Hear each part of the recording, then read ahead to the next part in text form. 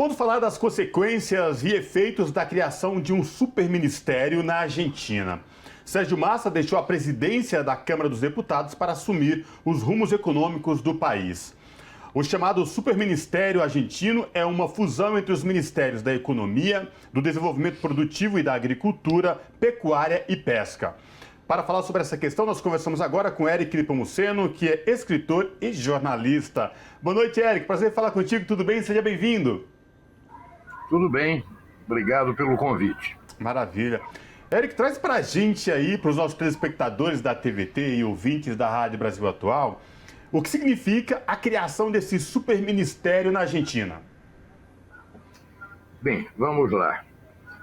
Primeiro, eu queria falar sobre o quadro, o cenário em que se deu a criação desse superministério. Nesse primeiro semestre de 2022, a inflação na Argentina chegou a 36%. Então, o acumulado previsto para esse ano é de 70%, que é um caos. A gente lembra do Brasil dos tempos da nossa inflação.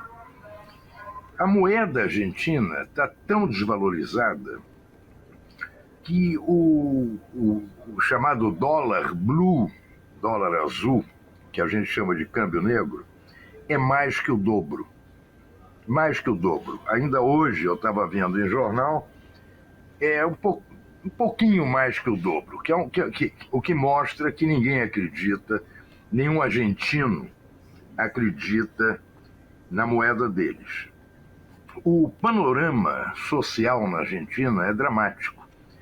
37% da população vive naquilo que os técnicos chamam de zona da pobreza.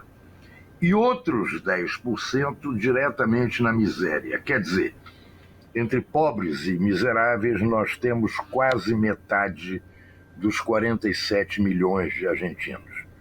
Vamos lembrar que a Argentina, por tradição, é um país de classe média muito forte, muito ampla, mais ampla que a nossa. Isto foi para o vinagre. O desemprego, comparado com o nosso aqui do Brasil, de Michel Temer e Jair Messias, até que é pouco, são 7%. Mas para lá é muito, é muito.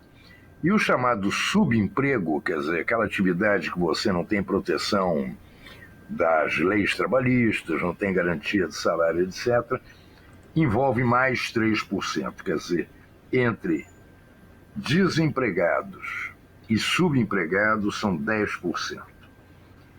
Nesse cenário, o Alberto Fernandes, presidente, está absolutamente enfraquecido. Ele foi eleito, vamos lembrar, numa aliança com a Cristina Kirchner, que é a toda poderosa do governo. E entre eles havia divergências muito fortes, sobretudo no aspecto de uma política social que o Alberto Fernandes se negou ou resistiu, sei lá. A inércia dele foi muito grande. E a crise foi avançando tanto que já se falava, questão de um mês atrás, num presidente tão enfraquecido e tão inerte que de repente podia repetir o que já houve lá atrás com De la Rúa, com o próprio Raul Alfonsín, e renunciar, que aí seria o caos total na Argentina. Então eles foram buscar, na presidência da Câmara dos Deputados, o Sérgio Massa.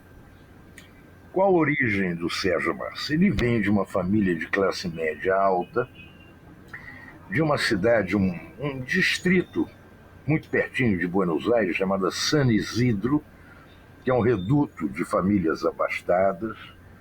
Ele começou na política num partido francamente conservador, depois foi mudando, se aproximou do Néstor Kirchner, foi prefeito da cidade do Tigre.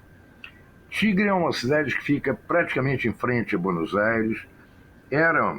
Quando eu morava na Argentina, há quase 50 anos, era um pueblito, um lugarzinho reservado de pescadores e tal. Hoje em dia é um reduto de arquimilionários. São mansões quilométricas. Ele foi prefeito de lá 2 vezes.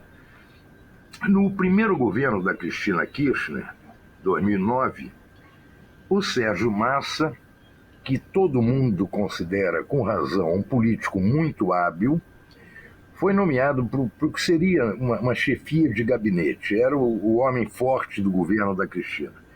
Durou pouco menos de um ano. Ele saiu, os dois brigadíssimos.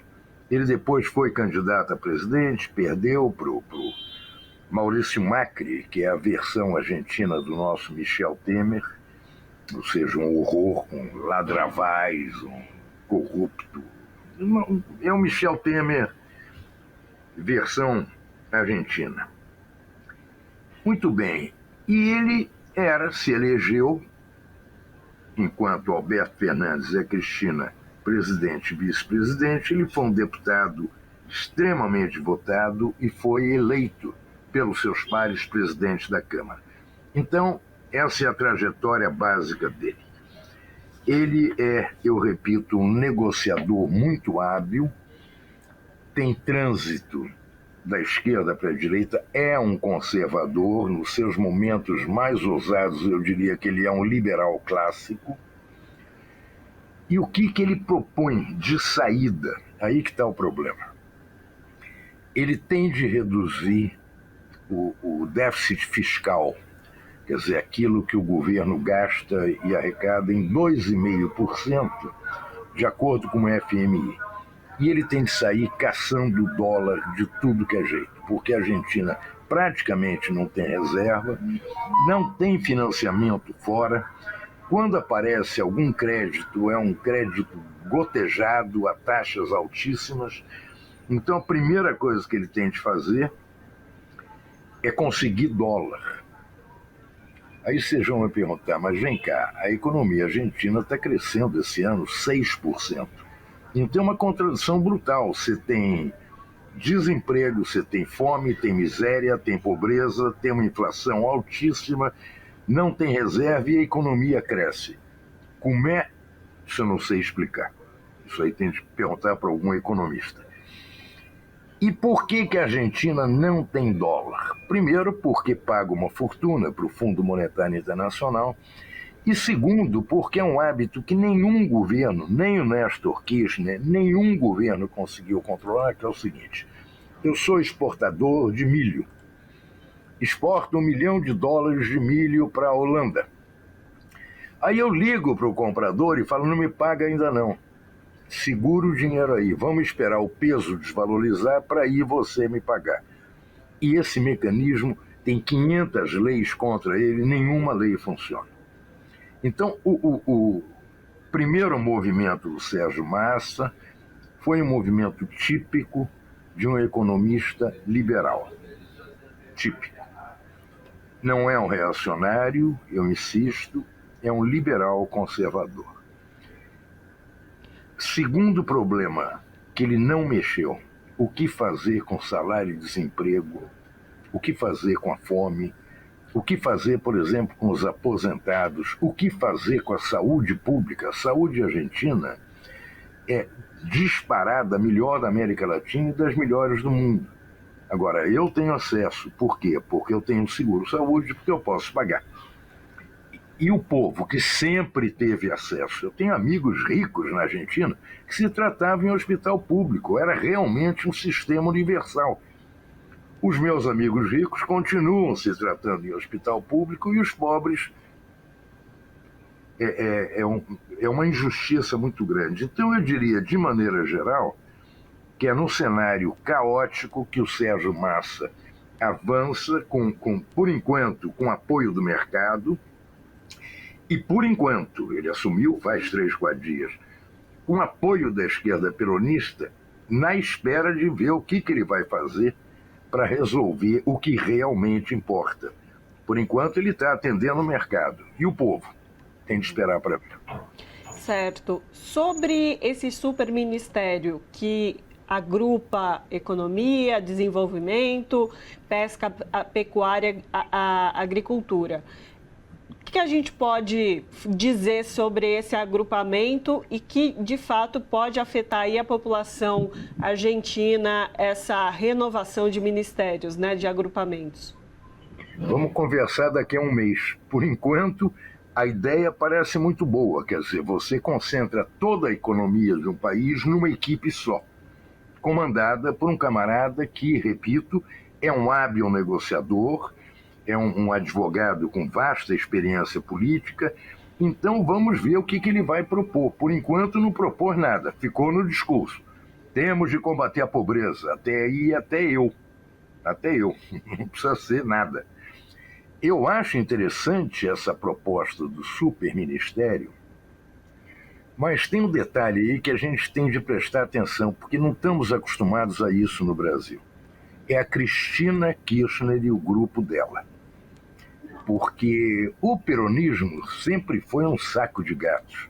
Eu lembro quando eu morava na Argentina, eram peronistas o Lopes Rega, que era um salafrário, um bruxo, um feiticeiro, que encantava o Perón, e os montoneiros, que era a esquerda armada. O Perón tem uma frase célebre dele, que o poder é como violino. Você pega com a esquerda e toca com a direita, que é uma frase de um cinismo brutal, mas o peronismo é isso.